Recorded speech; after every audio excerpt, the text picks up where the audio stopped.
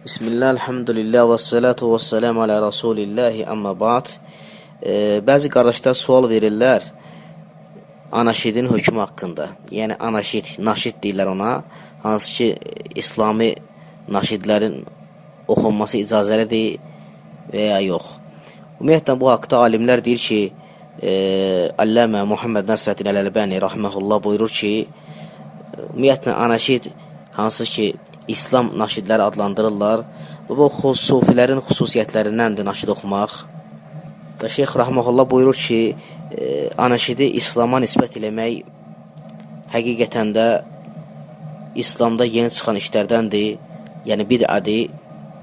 Və hətta bəzi gənclər naşid oxumaqla Peyğəmbər s.ə.v mədh eləməkləğuluv eliblər, hətta şirkə düşüblər. Və buyurur ki, rahmehullah yenə, və biz heç vaxtı sələflərə baxsaq, sələflərdə mütləq olaraq onlarda naşid görmərik.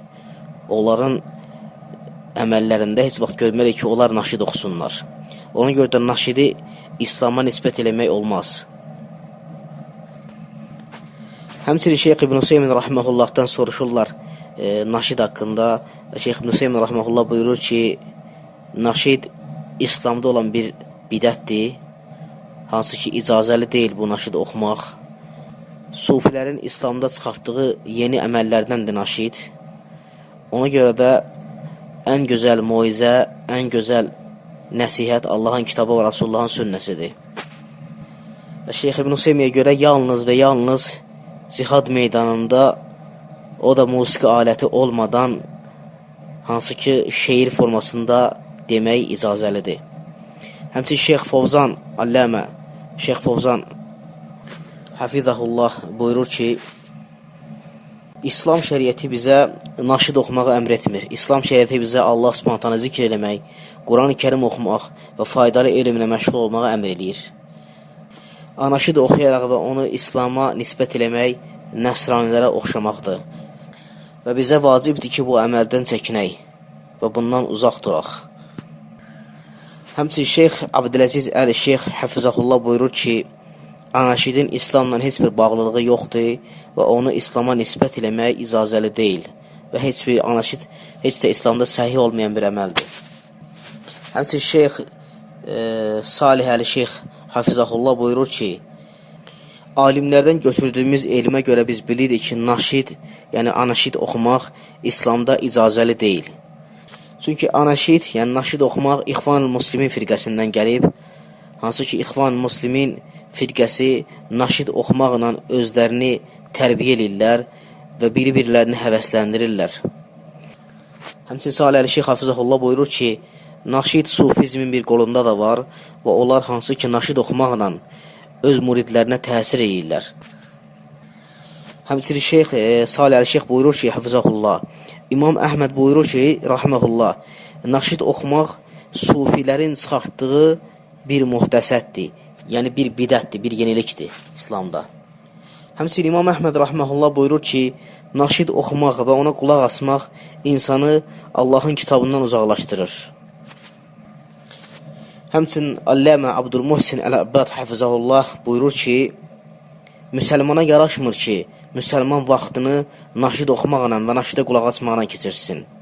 Çünki insanın vaxtı insan üçün mühümdür və insan vaxtını gərək xeyirlə, yəni xeyirlə məşğul etsin, həmçinin dünya və axirət xeyirlərlə məşğul etsin vaxtını. Allahı zikr etməklə, Quran-ı Kərim oxumaqla, Allahın kitabını öyrənməklə vaxtını məşğul etsin. Həmçinin Allamə Abdüləziz Ər-Racihi Hafizahullah buyurur ki, Əslül anaşid minəs-sufiyyə. Hafizahullah buyurur ki, naşidin əsli sufilərdən gəlib. Yəni sufizmdən gəlib, naşidin əsli. Həmçinin Hafizahullah buyurur ki, naşid oxumaq müğənnilərə oxşamaqdır. Bir növ onlara oxşayır insan. Ona görə müsəlmandır vaxtını belə şeylərlə məşğul etməsin. Həmçinin qardaşlar, yəni alimlər buyurur ki, ümumiyyətlə o naşid ki, orada musiqi alətləri var və onların təhrim hökmü daha şiddətlidir. Yəni haram hökmü daha şiddətlidir. Çünki musiqi alətləri bütünlüklə hamısı haramdır.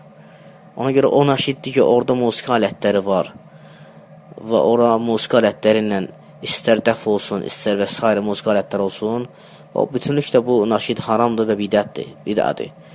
Lakin bəzi alimlər naşidə icazəli görür, o da nə vaxtı? Orada müəyyən şərtlər var. Yəni, quluf olmamalıdır. Quluf. Bəzən insan mənasını başa düşmədiyi sözlər oxuyur, quluf edir, şişirdir, hətta şirk edir, hətta İslam şəriyyətinə müxalif bir sözlər işlədir. Yəni, İslam şəriyyətinə müxalif sözlər olmamalıdır, quluf olmamalıdır, həmçinin musiqi alətləri olmamalıdır və s. Belə halda, yəni, bəzi alimlər icazəli görür cihadda oxumağı. Hansı ki, orada şişirtmə yoxdur, qulub yoxdur və kəlmələrin mənasında şirk yoxdur, şəriyyətə müxalif bir əməl yoxdur, həmçinin musiqi aləti yoxdur. Və belə halda bəzi alimlər, uləma icazəli görür oxumağı. Lakin yenə müsəlman hər bir ada çəkilsə daha yaxşıdır. Yəni, görsə insanlar var ki, bütün günü naşidə qulaq asırlar və orada fikir vermirlər, orada musiqi var, yoxsa yoxdur. Oranın sözlərini başa düşmürlər, görsən fikir vermirlər, sözlərinə qulub olur, şirk olur hətta görsən. Hətta şəriyyətə müxalif sözlər olur, küfr olan sözlər olur. Allah istifadədən etsin. Aqulu qavl həzə estəğfirullah alə və ləkum və səl muslimin kuzəm estəğfiru innəvəlğafurrahim. İxlasla.com saytı tərəfindən təqdim olundu.